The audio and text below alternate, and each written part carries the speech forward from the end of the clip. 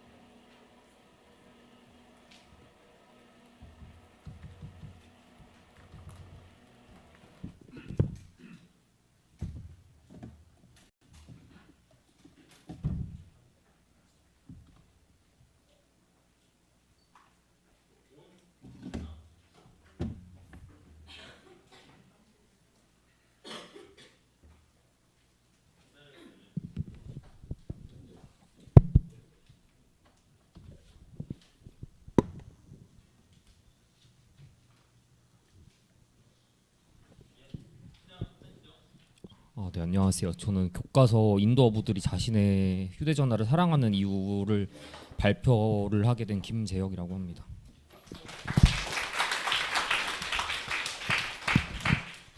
잠시만요.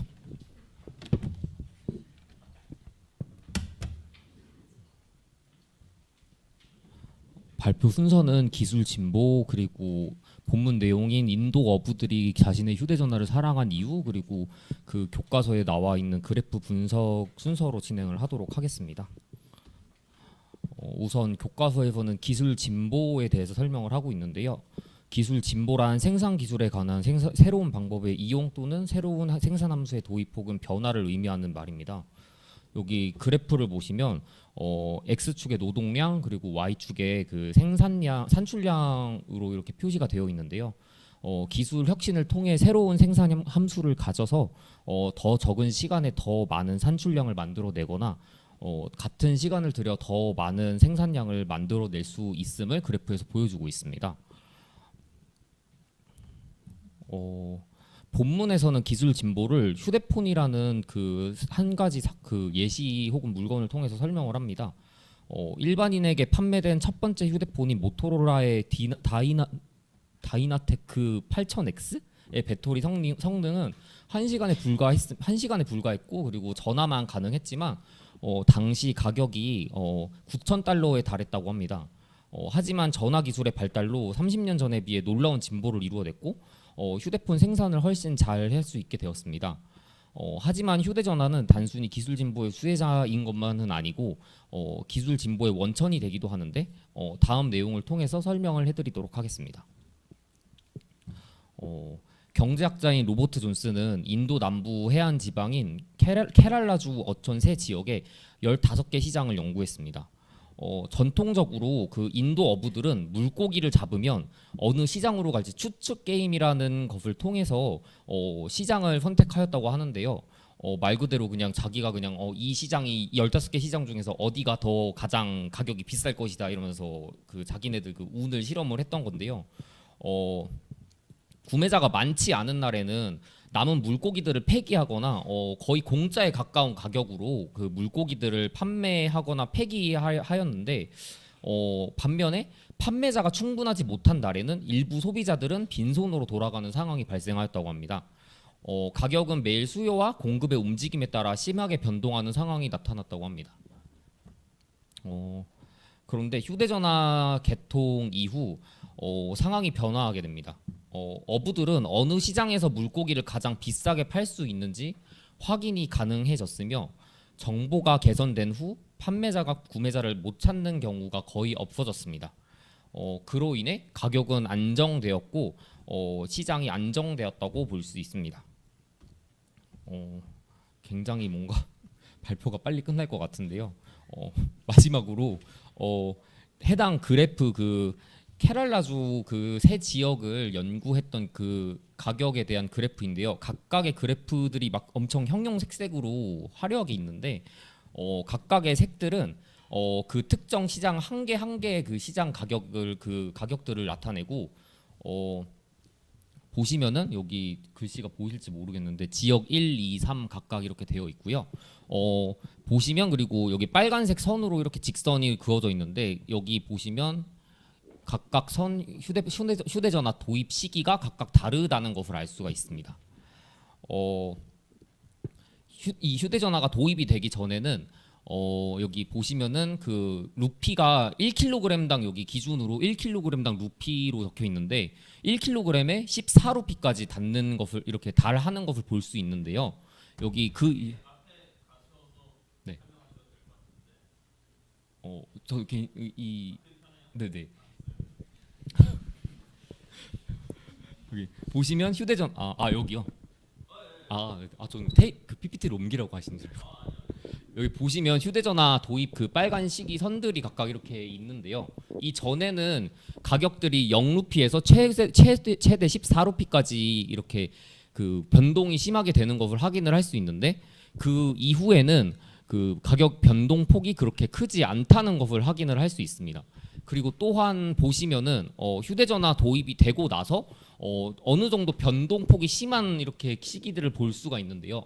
이 시기는 어부들이 기술을 그 휴대폰을 이렇게 사고 나서 기술을 익혀야 되잖아요. 전화 어떻게 하는지라든지 뭐 문자 어떻게 하고 이런 거 필요한 시기에서 기술 배우고 어느 정도 그 시장에 도입이 되면서 그 기술이 익혀지는 그 시기 동안은 어느 정도 변동폭이 조금 변동폭이 예전보단 덜하지만 있는 편이지만 어부들도 이제 기술이 익숙해져서 휴대전화가 도입이 이제 좀 안정화되었을 때는 가격이 동시에 안정화되는 것을 확인할 수 있었습니다. 네, 이상 발표 마치도록 하겠습니다. 감사합니다.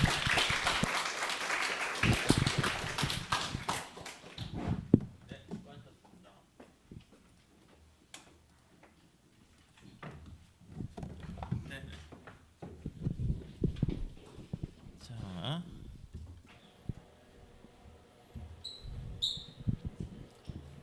그 기술 진보가 이제 휴대폰 가지고 얘기 많이 하는데 뭐 옛날 사람은 아닌데 처음 깜짝 놀랐던 게 지도 교수님 차가 좀 좋은 차였거든. 근데 거기 딱 이렇게 어떻게 옆에 타게 됐어요. 근데 차에 전화기가 있는 거야. 그때 이제 처음 깜짝 놀랐고, 두 번째는 어디 뭐 신림동에 어떻게 뭐 학원 뭐 이런 거 있어서 갔는데 쉬는 시간이 우리 이렇게 끝나게 되면 보통 이제 그때도 휴대폰은 있었거든요. 아까 모토로라 같이 벽돌만한 거예요. 들고 다니면 막 이렇게 무전기 비슷한 뭐 그런 거고, 아저씨들은 이렇게 허리춤에 이렇게 차고 다니고 막 이제 막 그렇게 해서 자랑이자 시간이 지나면은 왜 저래 하고 이상한 패션이 되긴 했는데 처음에 이제 자랑 삼아 그렇게 하는 거기도 했었지.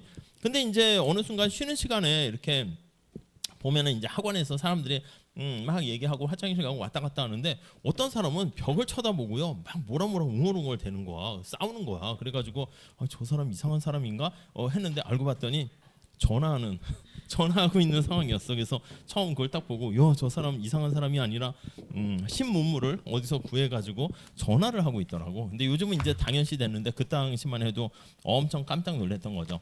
인도 어부 같은 경우도 우리가 시장 하면 뭐예요? 내가 뭐가 필요한 게 있으면 남대문 시장 딱 가면 거기 있겠지. 내가 원하는 상품이 이런 거잖아. 그래서 사람들이 모이는 것이고, 팔려는 사람들도 누가 이 물건을 살 사람이 누가 있을까? 남대문 시장이나 동대문 시장 가면은 거기 사러 사람들이 오겠지? 이렇게 모이는 장소를 얘기하는 건데, 이 어부 같은 경우에도 사실 정보가 부족해가지고 어디로 가야 할지 잘 모르는 상황에서 휴대전화가 생기다 보니까 어디서 비싸게 팔 수 있다더라 하면은 그쪽으로 쑥 가버리게 돼서, 우리가 다음 시장 구조에서도 얘기할 건데 뭔가 초과이윤을 누릴 만한 그런 더 비싸게 팔 만한 장소가 있으면 글리 이동하게 돼서 똑같은 물건이면 뭐 거의 비슷하겠죠. 그러면 다 동일한 물건이면 동일한 가격을 받게 된다. 뭐 그렇게 얘기를 할 수 있겠습니다. 한번 책 설명 잘 해주셨는데 책 거기 내용도 한번 읽어보세요.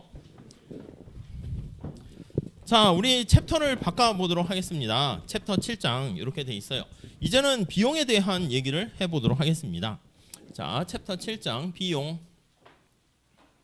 코스트와 관련한 얘기를 하시죠. 자, 거기 보시면 우리 첫 번째 줄에 라이언 에어라는 그런 비행사가 있네요. 라이언 에어. 경영학에서는 이렇게 사례 연구를 많이 하는데 경작에서도 이렇게 앞에 인트로에 소개를 하면서 우리가 배우는 얘기가 전혀 현실과 동떨어진 쓸데없는 얘기는 아니다라는 것을 얘기합니다. 거기 보니까 타보셨는지 모르겠지만 세계에서 가장 빠르게 성장해온 대형 항공사 중에 하나이다. 그래서 이제 항공사가 여러 개 있는데 늘 성공한 급속하게 성장한 대표적인 성공 기업의 사례 분석으로 케이스 스터디로 많이 하기도 합니다.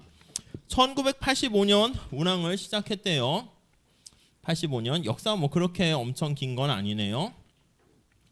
시작을 해서 90년에 재무적인 문제로 잠깐 어려웠다가 성공의 열쇠를 발견했대. 야, 성공의 열쇠를 발견해서요. 비법을 찾았나 보죠. 그 열쇠가 도대체 뭔데? 비법이 뭔데? 그게 바로 거기 나와 있는 비용 구조를 크게 낮춤으로써. 그러니까 저가 항공이 요즘 많이 일반화됐는데 저가로 비행기를 운영하는 거야. 옛날에 이제 비싸고 고급 럭셔리 뭐 이런 거였었는데 됐어. 여기서 뭐 어디 뭐 동남아나 미국 가는데 배 타고 갈 수는 없잖아. 아니면 뭐 기차 타고 어떻게 가기도 어렵고 하니까 비행기를 타고 가는데 우리의 목적은 사실 그냥 저렴하게 비싸니까 가는 게 목적이라는 거를 깨닫게 되었고요. 그래서 거기 보시면 자, 너절하면서도 비싸기만 한 국적 항공사에 길들어진 유럽의 영내 고객들이 이쪽 유럽 내에서 왔다 갔다 할 수 있도록 만들게 됐대요. 굉장히 저렴하대요. 자, 두 번째 단락 보니까 얼마나 어떻길래 저렴한가 볼게요.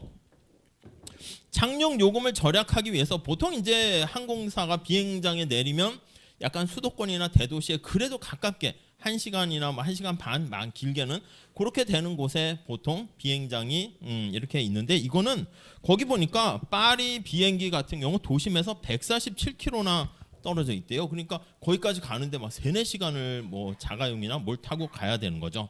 그러니까 여기 도시가 있게 되면 도심에서 멀리 사람들을 떨어뜨려 줘요.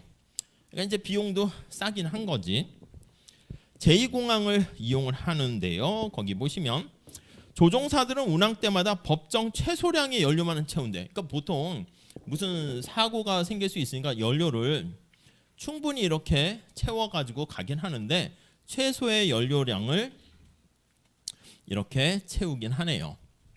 그젠가 누가 뭐 재밌다고 해서 혹시 보신 적 있어요? 롤러코스터라고요? 하정우가 하는 사람이 배우인데 감독을 아무튼 한번 뭐 그런 게 있더라고요. 그래서 뭐 약간 뭐 좀 약간 코믹하고 뭐 재밌긴 한 뭐 그런 건데 꼭 뭐 비슷한 거야. 연료가 떨어져 가지고 이제 어떻게 막 착륙하고 뭐 그런 얘기더라고요. 아무튼 법정 최소의 연료량만 채우고요. 기내 좌석은 젖혀지지도 않고 탁자나 뒷주머니도 없고 그러니까 다 돈 들어가니까 다 없애 이러는 거지. 비행기마다 좌석을 6개 더 끼워 넣어서 그냥 빡빡하게 빽빽하게 이렇게 만든다고 합니다. 기내 화장실은 하나만 두고요. 딴 거 다 없애는 거야. 그러니까 손님들의 편한 거 다 없애고 불편하지만 값이 싸요. 값싸요. 로우코스트 전략을 사용하는 거죠. 탑승 수속도 적어도 2시간 일찍 온라인으로 하는 게 좋대요. 거기 보면 이제 사람들이 엄청 막 줄 서 있고 뭐 창구 직원들이 아예 그냥 거의 없거나 그냥 한 명 있거나 하니까 엄청 대기 시간 불편함을 감수해야 되는 거죠. 거기 보니까 이런 규칙들이 고객에 대한 서비스가 부족한 거 맞아요. 그렇지만 값이 싸요. 그러니까 선택하는 거지. 야, 너 뭐 비행기 탔는데 거기서 밥 주는 거 사실 어떻게 보면 비행기 탔으니까 맛있는 간식, 식사 뭐 이런 거지. 그냥 여행 가니까 그런 건데 됐어. 그보다 중요한 게 비용 아니겠어? 그래서 대신 저가로 이렇게 해줄게. 너 어느 거 선택할래? 그럼 불편함을 감내하면서도 그냥 값싼 거 선택할래요? 이렇게 되면서 인기를 끌었다라는 얘기입니다. 그래서 비행기 가격이 $17 정도밖에 되지 않는다 하니까 엄청 싸게 되는 것이죠. 자, 라이언 에어가 거기 나와 있는 다음 단락 보시면 모든 승객에게 맞는 건 아니다. 당연하죠. 그러니까 승객들이 선택하는 거지. 안락함과 이런 걸 추구하는 승객들은 이거 선택 안 하겠지. 야, 그게 뭐 비행기야? 맨날 가는 그 비즈니스로 맨날 가는 사람들은 이걸 하겠지만 어쩌다 여행 가는 사람은 기분이라도 좋게 야, 이게 뭐야? 이렇게 될 수가 있겠죠. 자, 그런데 거기 보시면 라이언 에어의 중요한 장점은 뭐냐면 이거요. 비용이 싸다. 거기 두 번째 줄에도 나와 있고요. 비용 구조는 생산 의사 결정이나 수익성 확보 차원에서 크게 중요하다. 왜냐하면 이 비용에 따라서 이윤이 달라지게 되니까 그렇게 되죠. 그래서 밑에 볼게요. 비용은 기업이 얼마나 생산을 해야 하는지, 시장 조건의 변동에 따라 얼마나 확장 감축해야 되는지, 원하는 경우에 다른 제품의 생산을 얼마나 쉽게 시작할 수 있는지 그러한 결정적인 역할을 한다라고 나와 있습니다. 이 비용에 대해서 확장 경로랑 지난 시간에 봤는데 그거랑 연장해서 우리가 또 볼 겁니다. 자, 먼저 첫 번째 기회비용이라는 얘기 살짝 잠깐 볼게요. 우리 경제학에서 얘기하는 비용은요 대부분 기회비용이다 이렇게 생각하시면 돼요. 그래서 이거는 그냥 가로로 묶어도 오케이 이렇게요. 자, 우선 첫 번째 줄 볼까요? 경제학자들은 비용에 대해서 일반인과 다르게 이해를 하는 거죠. 첫 번째 줄, 사람들은 요거와 비교해서 회계적 비용 여기에 관심을 많이 갖게 돼요. 이건 눈에 보이는 명시적 비용에 가까운 겁니다. 자, 그래서 두 번째 줄에 있습니다. 원자재비 아니면 뭐 노동자 인건비, 노동자를 채용하는 거에 따른 비용, 사무실이나 거기 보시면 매장의 임대료, 이런 것들이 이제 눈에 보이는 거지. 이렇게 사업을 영위하는 데 필요한 직접적인 비용이다. 이렇게 볼 수가 있고요. 오케이. 자, 근데 경제학자들이 관심을 갖는 것은 요 기회비용이야. 요 기회비용이 사실은 경제적 비용이다. 이렇게 생각을 할 수가 있게 되고요. 그다음 거기 보시면 회계적 비용 외에 다른 게 포함되는데 요 경제적 비용에는 사실 기회비용과 같은 말로 쓰기도 해요. 그러니까 명시적 비용 외에 묵시적 비용까지 다 포함되는 비용이다라고 보시면 되겠습니다. 그래서 얘는 여기 나와 있는 회계적 비용, 이번엔 명시적 비용이라 쓸게요. 직접적인 비용 외에 암묵적인 비용, 묵시적 비용 요거까지 다 포함시킨다. 이렇게 보시면 되겠습니다. 이렇게요. 뭐 자세한 얘기들은 뭐 원론에서 더 많이 하는데 책에 나와 있는 정도 내용은 좀 보도록 할게요. 자, 242페이지 가볼게요. 자, 어떤 거에 내가 투입을 했어. 그러니까 우리는 다른 데 투입할 수 없잖아요. 거기 포기라는 말이 있습니다. 그래서 여러분들 뭐 이 수업을 듣게 되면 다른 거를 포기해야 되는 그런 선택지, 그것도 하나의 아쉬움이 남는 거니까 포기에 따른 아쉬움, 이것도 비용으로 우리가 간주해야 된다는 것이죠. 자, 두 번째 줄 보시면 생산자가 포기하는 것은 그 투입이 다른 차선의 용도, 포기한 것들 중에서 가장 아쉬운 거죠. 아쉬운 선택지. 이게 차선책이라고 볼 수 있습니다. 내가 제일 좋아하는 게 최선이고 그 다음 포기한 것 중에서 가장 아쉬운 게 전체 중에선 차선이라 할 수 있겠죠. 그래서 차선의 용도로 사용되었을 것이라면 얻을 수 있는 수익, 그것도 우리가 암묵적 비용이라고 볼 수 있습니다. 자, 거기 볼까요? 자, 기업이 무언가를 하기 위해서 어떤 투입 요소를 사용했다면 다른 무엇인가를 위해서 사용 가능성을 포기하고 있는 건데, 다른 무엇인가, 거기 같은 얘기야. 상실된 가치, 이런 것들도 우리가 비용으로 얘기합니다. 자, 두 번째 단락 볼까요? 라이언에어가 비용 효율적인 투입물 사용을 고려할 때 이왕이면은 노동과 자본 여러 가지 인풋과 관련한 투입 요소를 적절하게 넣어서 가장 비용을 싸게 하려고 하는 건데, 거기 보시면 회계적 이윤을 얻고 있는가, 이건 중요하지 않대요. 우리 뒤에 회계적 이윤과 경제적 이윤 나눠서 볼 건데, 경제적 비용이 매우 크다면 경제적 이윤은 음수가 될 수 있다. 뭐 뒤에 다시 할 겁니다. 자, 그래서 요걸 기준으로 해서 경제적 이윤은 요 라이언에어가 얻게 되는 총수입에서 비용을 뺄 때 저기 나와 있는 경제적 비용을 빼는 걸로 할게요. 경제적 비용을 빼는 것이고, 만약에 여기 밑에 나와 있는 어카운팅에서 얘기하는 회계적 이윤이다, 이렇게 보면 회계적 이윤은 총수입에서 당연히 회계적 비용을 뺀다, 이렇게 보시면 되겠습니다. 회계적 비용을 뺀 것이다, 이렇게요. 그래서 이거는 뭐 저 뒤에 앞으로 조금씩 계속 좀 더 나오긴 할 겁니다. 자, 그래서 경제적 이윤, 총수입에서 경제적 비용을 뺀 거 굵은 고딕으로 나와 있죠. 만일 거기 볼까요? 거기 보니까 연료 가격이 구매할 때 지불한 가격보다 충분히 높다면 이런 거 최소로 연료량을 이렇게 딱 했단 말이야. 이렇게 비행기가 운항할 정도로 연료를 구입했는데 구입할 때는 리터당 예를 들면 2,000원에 구입했다 해요. 근데 지금은 이게 가격이 올라가지고 막 2배 올라서 4,000원 한다 그렇게. 그럼 연료를 쓰고 비행기를 운항하는 게 나을까? 아니면 야 그냥 비행기 캔슬됐다고 하고 뭐 고객들도 투덜투덜 되겠지. 뭐 친절과는 거리가 머니까 투덜투덜 되고 야 연료 이거 더 비싸게 재판매하는 게 더 나은 거 아니야? 뭐 그런 생각도 할 수 있다고. 그게 거기 나와 있네. 아예 운항을 줄이고 그래서 연료 가격이 비싸지면 상승하면 야 이거 비행기 운항 우리의 원래 본업이 비행기 운영하는 거지만 운항을 줄이고 운항 횟수를 줄이고 연료를 다른 데다 재판매하는 게 더 이득이 될 수도 있다. 예, 그렇게 보는 거죠. 그래서 거기 보니까 그 얘기가 거기 나와 있습니다. 기업의 생산 결정이 기회비용을 고려해가지고요 경제적 비용에 근거해서 이루어진다는 건 앞으로 계속 얘기할 거고요. 달리 아무 언급이 없는 한 그냥 우리의 비용이다 그러면 그냥 기회비용 이렇게 얘기는 할 겁니다. 근데 그냥 우리가 들어가는 뭐 직접 비용을 주로 얘기하는 걸로 보셔도 우선은 되겠습니다. 자 밑에 공유 경제 그것도 한번 체크해서 봐 보시죠. 자 거기 응용 이렇게 해서 공유 경제 이것도 한번 봐보시죠. 이게 이제 앞으로 뭐 구독 경제니 공유 경제니 뭐 이런 것들이 더 익숙해지지 않겠습니까?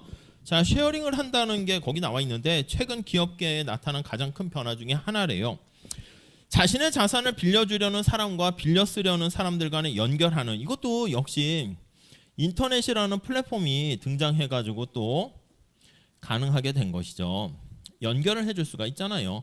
플랫폼에 등장 하게 되면서 거기 보니까 자 세 번째 줄 볼까요? 새로운 영역에서 두드러진 회사가 에어비앤비 그리고 뭐 VRBO 뭐 홈어웨이 플립키 모르는 것도 많네요. 에어비앤비 빼놓고는 거기 주거와 관련해서 플랫폼이 있네요. 여행 가는 사람은 그걸 많이 쓰대요. 이렇게 내가 뭐 집을 비우는 상황이야. 아깝네. 그럼 이제 좀 불안하긴 하지만 어차피 내가 안 쓰는 거 딴 사람한테 빌려주고 당연히 거기서 약간 뭐 임대를 짧은 임대제 하루 이틀 뭐 호텔 비슷하게 빌려주고 돈 받는 게 낫지 않을까? 이렇게 얘기를 할 수가 있겠습니다. 자 공간을 수입으로 전환할 수 있네요. 그래서 주택에 대한 소유자는 주택이라는 공간을 이용해서 공간을 빌려주는 거야. 임대해 주는 거지. 빌려줘. 자기가 어차피 안 쓰는 그런 게 있다. 만약에 제주도에 내가 집이 하나 있는데 뭐 길게 전세 월세 하는 거 비슷하게 잠깐 빌려주는 거야. 기간을 더 짧게 할 수 있게 되는데 그 짧게 매칭할 수 있는 게 우리 인터넷 때문에 가능하게 된 거지. 옛날에 뭐 한 1년, 2년 이거는 전세니 월세니 이건 부동산 중개업자가 이제 연결을 해주는 건데 인터넷에서 자기네끼리 직접 할 수가 있다는 것입니다. 자 그래서 거기 보시면 다음 줄에 여행지에 많은 주택 소유자가 연중 일부만 자기 집을 사용하고요. 특히 여행하는 사람들은 그러네. 사용하지 않는 시기에도 대출금이나 관리비는 계속 나가. 아니 내가 이거 주택을 소유하고 있어. 근데 내가 이거를 사용하지 않잖아. 여행을 떠났어. 그래도 관리비나 이런 것들은 계속 나가지. 그래서 관리비라든가 고정비로 나갑니다. 거기 나와 있는 또 집을 빌릴 때 내가 은행에서 내 돈 가지고 다 산 게 아니라 대출금 이거 이자 계속 나간단 말이야. 그러니까 최소한 이걸 딴 사람한테 빌려줘가지고 관리비나 대출금의 일부를 그냥 충당하면 그거 남는 장사 아닌가? 그런 생각을 하게 되는 것이죠. 거기 보니까 옛날에는 좀 불안하잖아. 그러니까 누구한테 빌려주냐면 친구 믿을 만한 사람이나 친척 아니면 가족 뭐 다른 가족이죠. 야 나 없으니까 너 대신 와서 뭐 며칠간 살아 괜찮아 편하게 뭐 이렇게 할 수 있어요. 그래서 소득을 얻기는 쉽진 않았대. 빌려주긴 빌려주는데 이게 가족이나 친척한테 빌려주는데 야 돈 내놔 이러면 좀 약간 그렇잖아. 그러니까 여기서는 이게 소득으로 연결시키기는 어려웠죠. 근데 이게 어려웠었는데 모르는 사람한테 빌려주게 되는 거니까 뭐 싫으면 마시고요 이러면서 소득으로 연결이 일부 가능하게 됐네요. 자, 그래서 거기 보시면 공유 플랫폼이 등장하게 돼서 그렇지 않았더라면 비어있는 거야 그냥 내가 여기 살지 않고 있으니까 당분간 빌려 쓰려는 사람을 찾아내는 게 훨씬 쉬워지게 되면서 공간 소유주의 기회비용이 높아졌는데 그치 이거 아무도 빌려주지 못하고 빈 방이나 집으로 놔두면 이거 아깝잖아 이거 계속 돈만 나가고 그런데 거기 나와 있는 것처럼 임대 가능하기 때문에 모르는 사람한테 임대를 해줄 수 있어요. 임대가 가능하게 되면서 소득으로 연결을 시킬 수가 있게 되었네요. 소득으로 새롭게 창출이 가능하게 되었다. 이렇게 보시면 되겠습니다. 자, 많은 소유주들이 자신의 집을 빌려주는 기간을 훨씬 더 늘리는 쪽으로 반응하는 것도 놀랍지 않다. 그게 다 어떻게 보면 기회비용 느낌이라는 거예요. 그냥 가볍게 그 개념만 잡아주시죠. 자, 오른쪽에 예제 7-1이 나와 있는데 거기 보시면 어떤 식당에 여러 가지 들어오는 비용과 수입 관련된 얘기가 나와 있는데요. 거기 경제적 비용 그리고 거기 보시면 회계적 비용 나와 있어요. 오른쪽에 해설이 잘 나와 있으니까 첫 번째 줄 볼까요? 이 회계적 비용은요. 거기 있는 것처럼 직접적인 운영비로서 재료를 구입했다거나 전기, 수도 요금, 인건비, 봉급 이런 게 들어가요. 경제적 비용은요. 내가 이 건물에다가 지금 이 뭐 식당을 운영한다 합시다. 세 번째 줄 보면 건물에 대한 세 번째 줄 보니까 기회비용, 임대료 그거 나가네. 그래서 또 임대료 내가 만약에 이걸 내가 직접 가지고 내 거라고 해도 은행에 돈을 예금했으면 이자 수익을 얻을 텐데 그걸 포기했잖아. 그러니까 그런 것도 비용이라고 볼 수가 있고요. 내가 이 사업을 하지 않았더라면 그리고 거기 보니까 내가 여기 매달려서 일을 하게 됐어. 내가 만약에 여기서 이 식당을 안 하면 딴 데 가서 일을 하게 되면 얻을 수 있는 임금 소득을 포기하는 거잖아. 그것도 사실은 자기가 자기를 고용한 거로 봐야 되는 거지. 근데 우리가 현실에서 가만히 보면 내가 나한테 인건비를 주는 것을 생각 안 하는 경우가 많단 말이야. 그러니까 그런 것들을 좀 까먹지 마세요라고 하려고 경장에서는 이렇게 기회비용 해서 좀 더 부각을 시키는 거예요. 그래서 거기 내용을 잘 읽어보시면 될 것 같고요. 다음 두 번째 자, 기회비용 말고요. 매몰비용이라고 또 있습니다. 매몰비용. 매몰되었다는 거죠. 예, 말 그대로 가라앉은 겁니다. 이렇게요. 네, 이렇게 보시면 되겠어요. 자, 첫 번째 줄 볼까요? 자, 기회비용은 생산 의사결정에서 반드시 고려해야 되지만 그러한 의사결정에 결코 고려해서는 안 된다. 이거는 의사결정에서 결코 의사결정 선택에서 고려해서는 안 되는 비용을 매몰비용이라 얘기합니다. 많이 들어보셨을 겁니다. 자, 우선 고정비용과는 다릅니다. 이게 고정비용과는 달라요. 고정비용은 뒤에 다시 얘기하겠지만 자, 고정됐다는 거니까 말 그대로 생산을 하던 하지 않던 계속 쭉 발생하는 거예요. 그래서 거기 볼까요? 두 번째 줄에 생산량이 빵이더라도 사용되어야 할 투입에 대한 지출, 고정비용이 되는데요. 이 고정비용 얘는 임대료. 내가 집을 빌렸어. 뭐 이거 임대료 계속 내야 돼. 식당을 운영하던 하지 않던 보험료 이런 거 다 내야지 그냥 보험료. 그리고 면허, 광고비 지출 이것도 어떻게 보면 고정비용에 해당하는 거예요. 이렇게 식기류 및 주방 설비 비용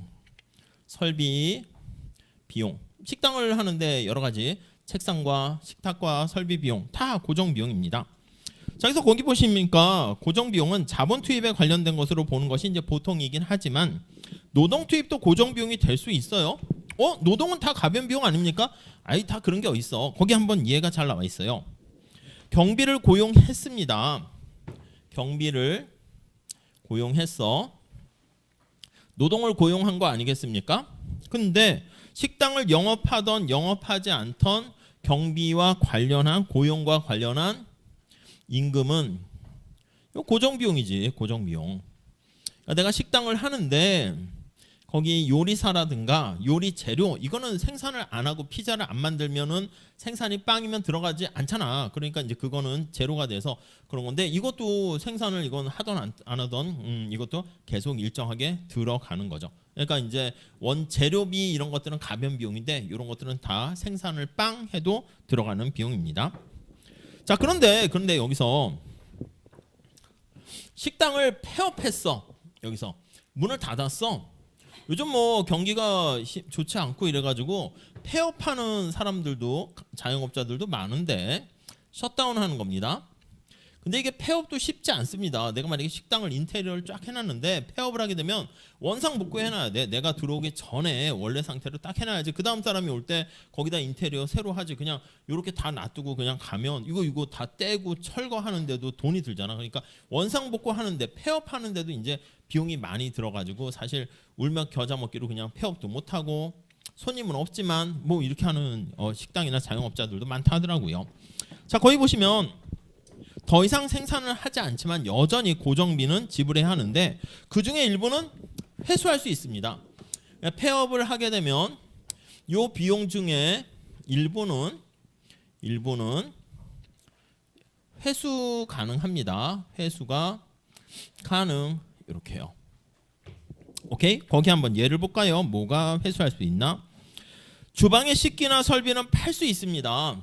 그래서 식기나 여러 가지 설비 이런 거는 재판매할 수 있어. 딴 식당 하는 사람에게 저기요 제가 식기나 이런 거 있는데 깨끗하게 썼거든요. 쓸만하거든요. 중고로 재판매할 수 있죠. 오케이? 자, 그리고 건물은 다른 사업자에게 재임대할 수 있습니다. 건물은 자기가 이거 안 하기로 했어. 그럼 이것도 딴 사람이 이제 하라고 재임대를 할 수 있습니다. 재판매할 수 있다는 거야, 둘 다. 오케이? 자, 이런 유형의 고정 비용은 회피할 수 있지. 그래서 거기 뭐라고 돼 있냐면 avoidable 나와 있네. 회피 가능한, 회수 가능한 비용이다. 이렇게요. 회피가 가능한 비용이다. 건질 수 있다는 거야. 내가 사업을 안 해버리면 이만큼은 다시 회수할 수 있죠. 만약에 내가 이렇게 학원을 운영하거나 학교 운영하는데 이 책걸상 딴 데다가 이렇게 넘길 수도 있겠습니다. 자, 폐업한다면 지불할 필요가 없게 됩니다. 그런데 이 중에 일부는 회수가 불가능한 비용이 있나 봐요. 회수가 불가능. 네, 뭐가 있나 볼까요? 이걸 매몰 비용이라 한대요. 일단 그 표현 나와 있네요. 매몰 비용이라는 것은 일단 지출되고 나면 결코 회수할 수가 없는 비용을 매몰 비용이다. 말 그대로 가라앉은 엎질러진 물을 얘기합니다. 식당의 예에서는 광고비, 이 광고 이것도 누가 하는가가 되게 중요하죠. 성대 우리 학교는 누가 와요? 축제 때 가수? 아직 모르시구나.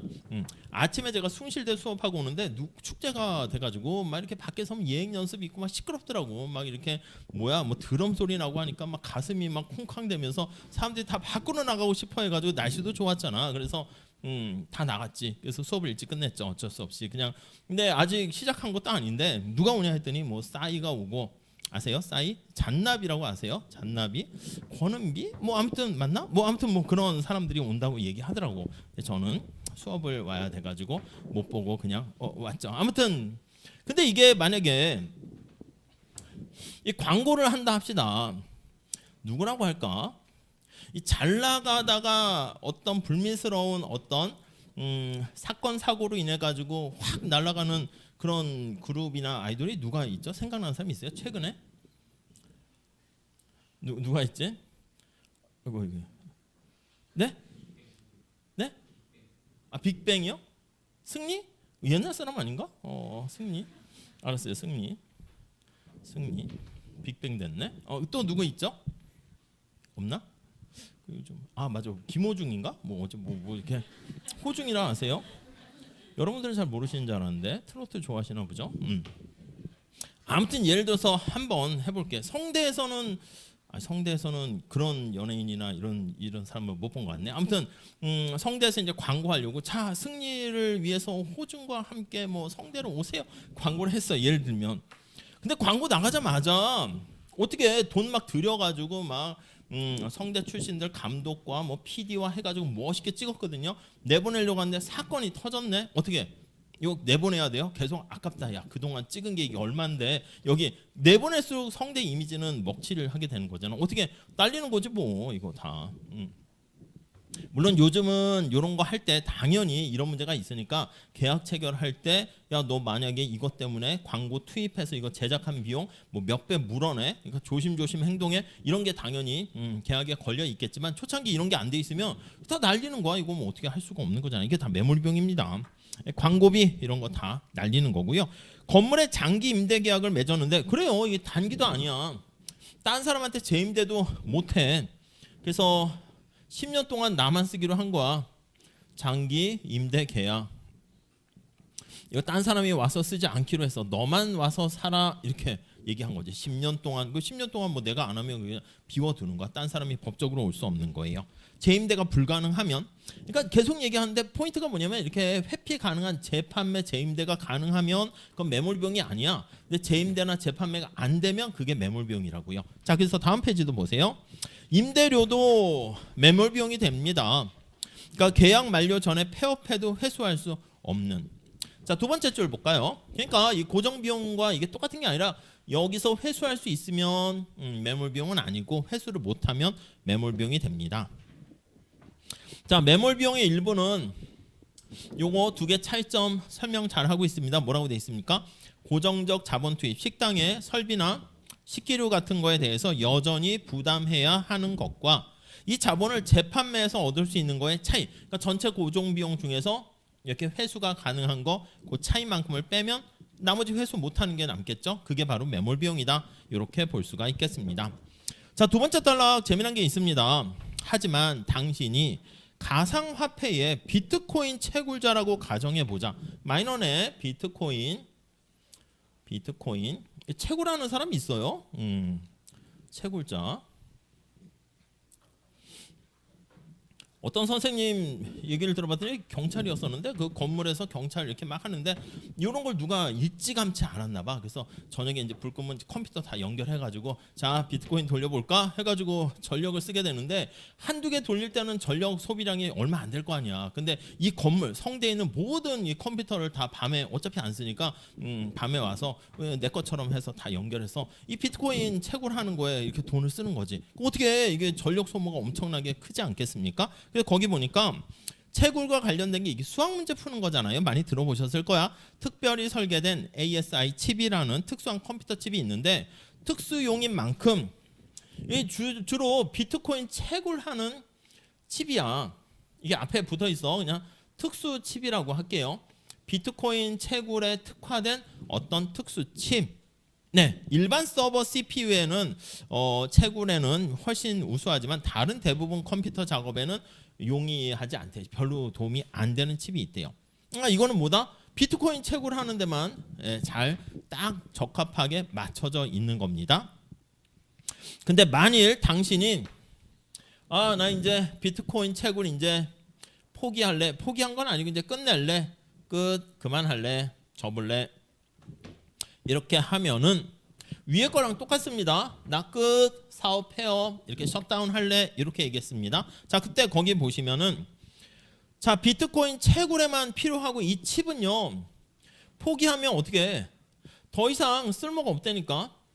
사가는 사람도 없어요. 물론 운이 좋아서 주위에 비트코인 채굴하는 사람이 있어. 이 칩 이거 갖다 쓰실래요? 그러면 예 얼마에 받고 회수가 가능하지만 이 찾을 만한 찾기가 되게 쉽지 않습니다. 그럼 이거는 뭐 다 날리는 거죠. 그러면 이게 매몰비용이 된다는 거죠. 그래서 거기 보시면 특히 문제는 뭐냐면 나 혼자서 이걸 그만뒀어. 그럼 다른 비트코인 채굴하는 사람한테 재판매할 수 있잖아. 이렇게. 그럼 이제 사실 큰 문제는 안 되는데 문제는 이런 게 같이 한꺼번에 일어난다니까.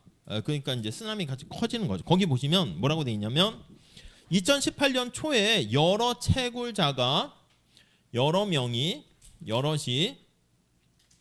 동시에 채굴을 포기하면 아니 그럼 여기 나와 있는 이 특수 칩은 시장에 엄청나게 나와 있는데 살 사람은 없잖아. 그 어떻게 폭락하게 되는 거지. 그래서 거기 나와 있는 것처럼 비트코인 가격이 75% 하락했을 때 수십만 명이 그만두게 되었고, 이 특수 칩을 사려고 내가 비싼 돈을 지불했지만 이 재판매하려고 하는데 사주는 사람이 없으면 이거 다 그냥 날리는 거죠. 이게 다 매몰 비용이에요. 회수가 불가능합니다. 그러면 이 특수 칩은 회수가, 그러니까 포인트 계속 그냥 간단한 얘기지만 반복하는 건데, 회수가 불가하면 매몰 비용이고요. 회수가 가능하면 그건 매몰 비용이 아닌 거예요. 자, 이 예에서 살펴본 것처럼 굵은 고딕체로 나와 있습니다. 이게 뭐 경영 경작적 용어인데 자본이 다른 기업에 의해서 사용될 수 있는 여부가 매몰 비용의 중요한, 다른 기업에서 사용돼서 재판매가 가능한가, 그게 중요한 겁니다. 거기 보시면 원래 용도 외에 이거 비트코인 채굴하는 데 사용되는 특화된 특수 칩, 이거는 거기 나와 있는 특유성 자본이라는 말을 써요. 이게 특유성 자본, 거기에 특화되어 있는 거야. 그거 외에 딴 데는 거의 쓸모가 없는 거지. 기술도 그런 기술이 있습니다. 만약에 어떤 사람이 군대 가서 탱크 모는 기술을 익혔다 합시다. 근데 그걸 사회에 나와서 어디다 써먹어? 갑자기 뭐 글쎄 뭐 그런 거 있잖아. 거기 전쟁 군인 탱크 모는 거에만 활용을 하는 그런 기술, 뭐 그런 것들이 바로 특유성 자본이라고 합니다. 어떤 기업의 영업에 특유한 건물이나 기계에 대한 지출은 거기에만 적합한 거는 사실 그러니까 위험한 거. 그게 만약에 어떻게 싹 없어지거나 그러면 딴 데 가서 써먹을 데가 없는, 다른 용도는 별 가치가 없다라고 나와 있습니다. 자, 매몰 비용과 의사 결정은, 아니 여기 일단이라는 말을 썼잖아요. 일단 한번 지출을 한 거야. 근데 여러분 그 엎질러진 물이나 지나간 버스랑 비슷해요. 우리도 마찬가지지. 저기요 지금 제가 이미 중간고사 이미 끝났잖아. 수강 변경이나 취소 가능해요? 끝났지. 이거 이 매몰 비용이야. 그래서 내가 야 이거 뭐 기말고사까지 그래도 대략 한 4주 한 달 남았는데 이거 듣는 게 나을까 포기하는 게 나을까? 거기서부터 생각해야 돼요. 이거는 지나간 거라니까. 지금 여러분들은 여기 있어요. 이건 이미 일단 수강 신청을 했어. 후회도 소용없어. 우리는 어떻게 된다? 이건 지나간 과거고, 우리는 미래를 보고 내다보는 의사결정을 하는 거야. 앞을 이렇게, 아이고 괜히 그렸네. 아무튼 이렇게 내다보고 의사결정을, 로봇같이 됐죠. 아무튼 이렇게 내다보고 이렇게 생각을 하는 거야. 이거 지나간 이거는 그냥 잊어버려야 돼. 근데 대부분은 우리가 이제 어떤 걸 투자한 게 아깝단 말이야. 아이고 내가 공부한 게 뭔가 시험 준비를 했으면 내가 투자한 뭐 강의와 책과 아이고 이거 아깝네, 아깝다 이렇게 하면 원래 경제학적으로는 안 되죠. 그리고 할 때 그냥 열심히 해야지. 뭐 누군가를 사랑했다, 아이고 이게 술만 마시면 괜히 헤어진 게 후회되고 안 돼요. 잊어버려야 돼요. 어쩔 수 없어요. 아무튼 뭐 제가 별 얘기를 다 하네. 아무튼 약간 그런 거예요. 그런 거. 그래서 거기 그런 얘기 나와 있어요. 거기 볼게요. 매몰 비용과 관련한 중요한 교훈은 일단 계속 얘기하다. 일단 지출하고 나면 현재 그 고딕으로 나와 있잖아. 이 과거는 이제 지나가 버린 거니까 과거는 묻지 말아야 돼요. 이렇게 과거를 되돌릴 수 있으면 타임머신 타고 그때로 다시 가서 새롭게 시작하면 그 누가 실패하겠어. 그러니까 근데 이건 다 끝났고, 근데 이제 과거가 우리의 뇌리를 잡고 막 과거에 이렇게 구속되는 이런 거요 바람직하지 않아요. 나이가 들어도 마찬가지야. 이 사람이 이제 만약에 지금 상황이 별로 잘 나가지 않으면 내가 말이야 뭐 이런 말 쓰잖아. 왕년에 뭐 어쨌다고 왕년에 뭐 옛날 과거 속에서 이렇게 사는 사람이 이게 매몰 비용에 빠져 있는 거야. 이러면 안 된다고요. 뭐 왕년이 중요해, 지금이 중요한 거지. 아시겠죠? 거기 보시면 현재와 미래 생산 결정에 영향을 미쳐서는 안 된다. 이 현실은 그렇지 않죠. 지금부터 어떤 행동을 선택하든 관계없이 그것은 이미 없어졌기 때문이다. 없어져 버린 거 이렇게. 자, 그렇기 때문에 현재 미래 생산 결정에서는 비용과 편익의 관계에 영향을 미칠 수 없고, 콘서트 티켓 이런 거 많이 얘기합니다. 콘서트 아니면 뭐 강의 같은 거, 학교 강의나 학원 강의 뭐 이런 것도 마찬가지. 요즘은 이제 인터넷상에 있으니까 야 뭐 그 선생님 어떠니 등등등 이런 게 있지. 옛날엔 그런 거 없어요. 제가 다닐 때는 무슨 뭐 경제학 강의가 있다, 학교 그것도 마찬가지. 그리고 이제 이렇게 뭐 학원에서 강의하거나 이런 거를 별로 자랑스럽게 생각하지 않아가지고 그냥 이름을 가명으로 해. 장빵빵 교수 뭐 이래.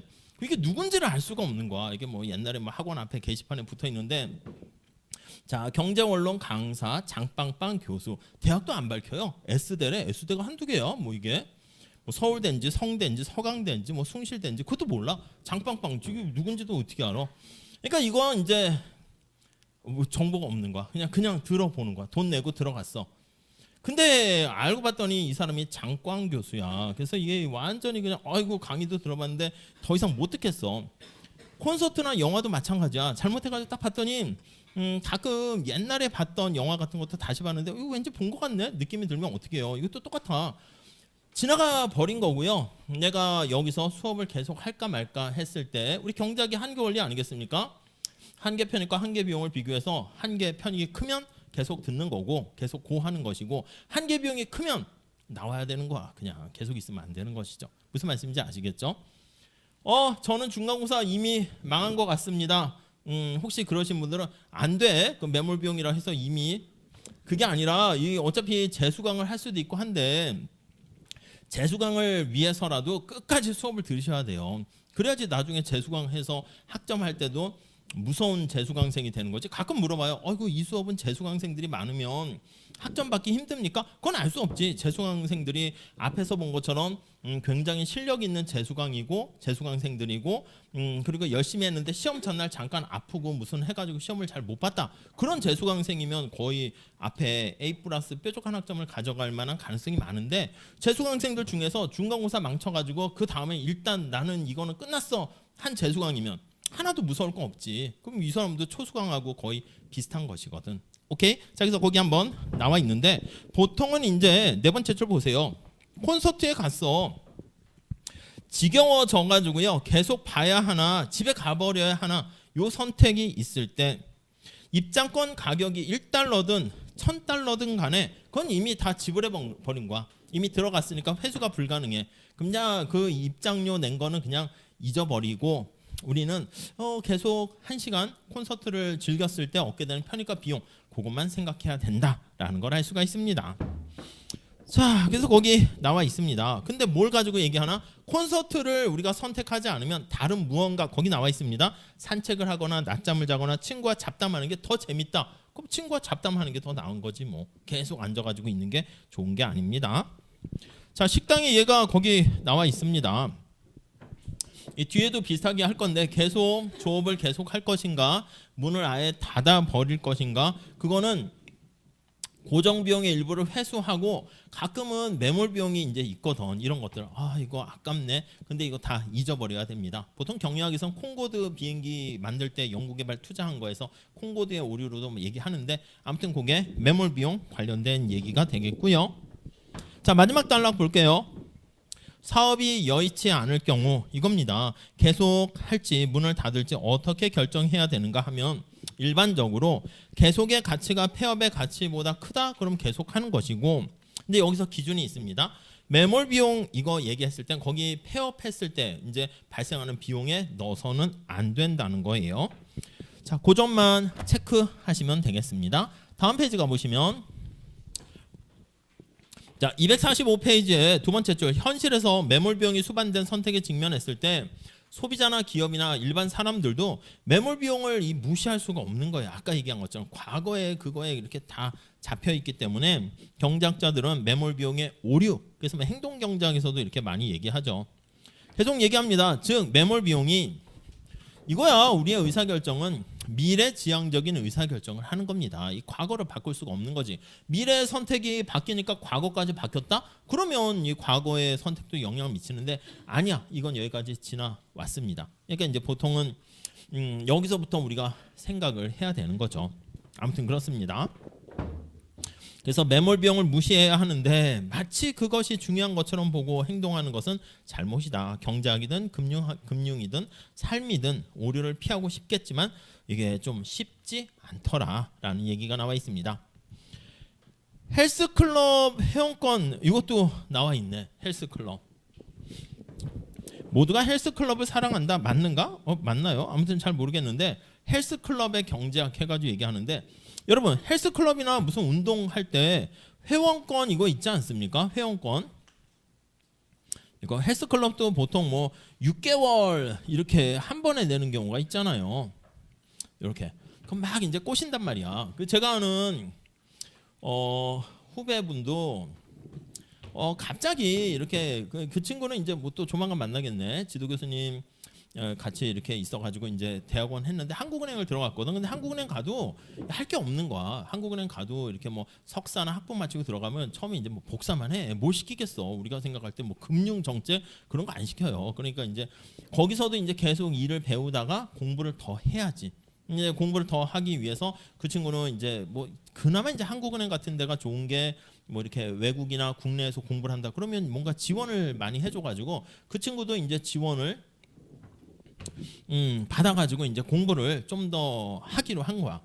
근데 그 친구가 이제 제 바로 밑에 제가 알고 있는 후배 중에서 아주 스마트하고 진짜 막 재치 있고 막 이래가지고 같이 꼭 데리고 다녔거든요. 그래서 아무튼 같이 다녔다는 얘기지. 데리고 다녔다는 얘기가 아니라. 근데 이제 대학원을 딱 갔는데 늘 고민되는 게 문제가 아니 이거 대학원 전공을 잘못한 거 아니야? 늘 이런 생각이 머릿속에 떠올랐어요. 이 고민이. 경작을 하면 할수록 옛날에 몰랐을 때는 뭐 이렇게 미시, 뭐 거시 뭐 이런 거 할 때는 재밌어. 그냥 어떻게 보면 오 재밌네 게임 이론 재밌고. 근데 이 대학원을 갔더니 이건 또 완전히 또 다른 얘기야. 그리고 이제 세미나 같은 걸 많이 하거든. 그럼 이제 그 당시에 이제 처음으로 옛날엔 그런 게 없었는데 요즘이야 이제 좀 인터넷으로도 많이 볼 수 있는데 노벨상급 되는 사람들을 학교에서 초청해가지고 이제 막 세미나와 강연을 하는 거. 근데 그걸 딱 보면서 와 많은 걸 배운다 이게 아니라 이 자괴감이 막 느껴져. 저 사람은 역시 천재군. 이 우리가 해야 되나? 그래서 늘 그 친구랑 고민은 형님 이거 우리 계속 공부할까요 말까요? 쓸데없는 시간에 많이 소진을 했지. 그리고 이제 새로 이제 교수님 오시면 상담 같은 거 할 거 아니야. 진로 할 때도 이 고 할까요? 스톱 할까요? 늘 이런 고민이 있었죠.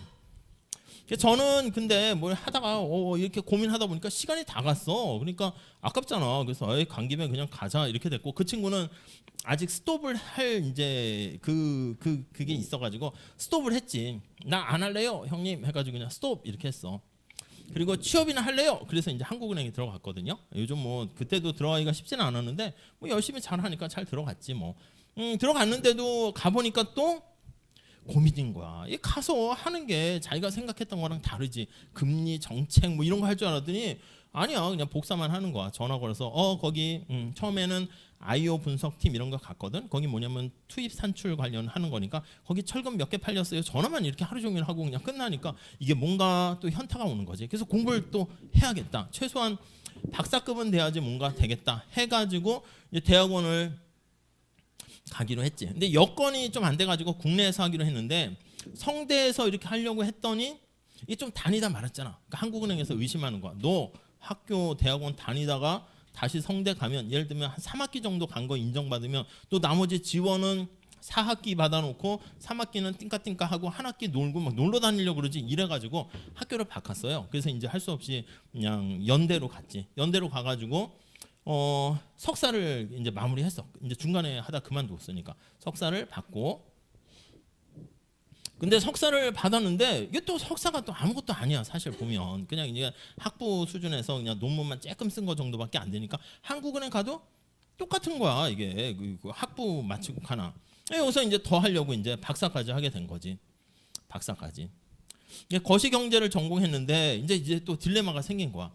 거기 연대도 보면 좋은 교수님들이 되게 많을 거 아니에요. 근데 이제 빡센 교수님이 있고 이제 좀 은퇴 퇴임에 가까운 좀 약간 널널한 교수님이 있고. 그래서 이제 딜레마가 빨리 쉽게 박사학위를 받을까? 빡세게 제대로 할까? 근데 이제 막 고민하다가 빡세게 하기로 했어. 진짜 빡세더라고. 그 친구는 고생을 많이 했죠. 근데 아무튼 이렇게 딱 받았는데 얘기가 딴 데로 새서 죄송한데요. 이 친구가 대학원 수업 들으면 한 9학점 정도 들으는 거니까 이제 수업을 그렇게 많이 듣지 않는다고. 여러분들 막 20학점, 18학점, 15학점 이렇게 듣는데 별로 없어요. 대신 과제가 많지. 과목이 한 3과목, 2과목 듣는다 해가지고 아니 수업을 한 하루에 몰아듣고 이런 것도 안 되고 과제도 많고요. 시험도 보는 거 얘기했잖아. 자 이번 기말고사는 미리 나눠줄게요. 6월 말까지 풀어서 제출하세요. 집에 가서 풀어오래. 그러니까 집에 가서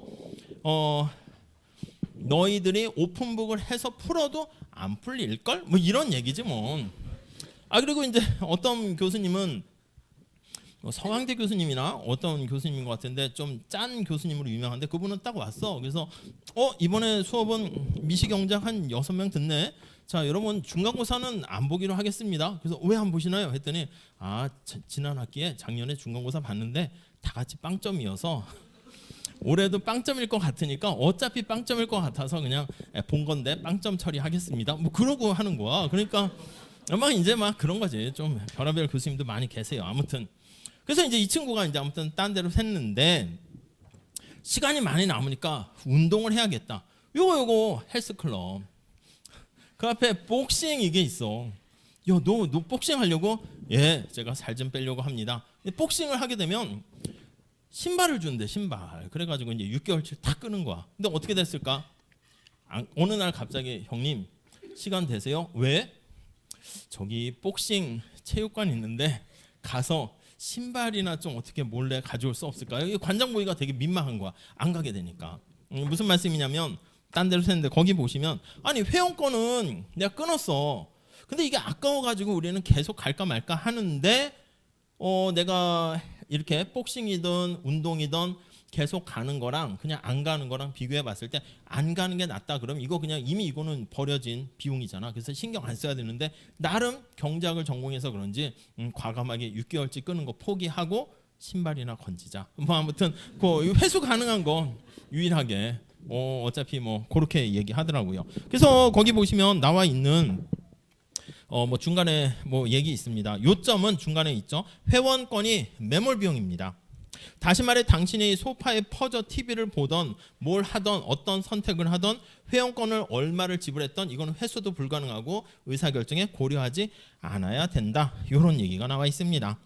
아무튼 근데 마지막에 의미심장하게 경작적으로 옳은 것은 아니지만 건강을 생각할 때는 바람직한 것은 아닌 것처럼 보인다라고 나와 있네요. 자, 우리 그리고 밑에 응용 적자일 줄 알면서도 영화사가 영화를 제작하는 이유 거기 보니까 좀 뭐 많이 나와 있네.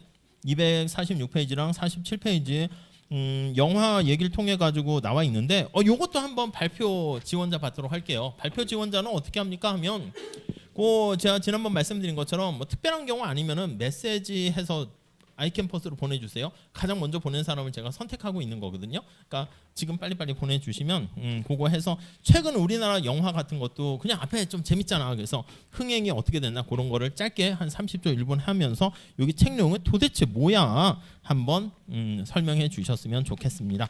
잠깐 쉬었다 할게요.